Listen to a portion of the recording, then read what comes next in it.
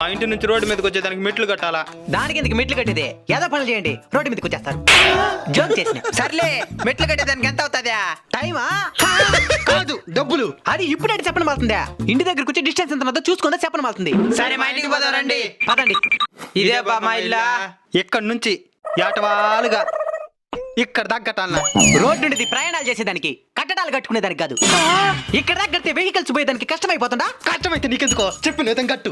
అట్టంతా కట్నం మాల్దావు. అప్పుడు పక్కింటోడు ఇక్కడ దాకా కట్టుకున్నాడా? వాడికి బుద్ధి లేదు, కట్టుకున్నాడు. నీకు బుద్ధిరా? వాడు కడుపు ఏది పెడితే తింటాడు, నువ్వు తింటావా? తింటాం. వాడు రేపేస్తాడు, నువ్వు కూడా చేస్తావా? అయితే చెప్పినట్టున్నాడు.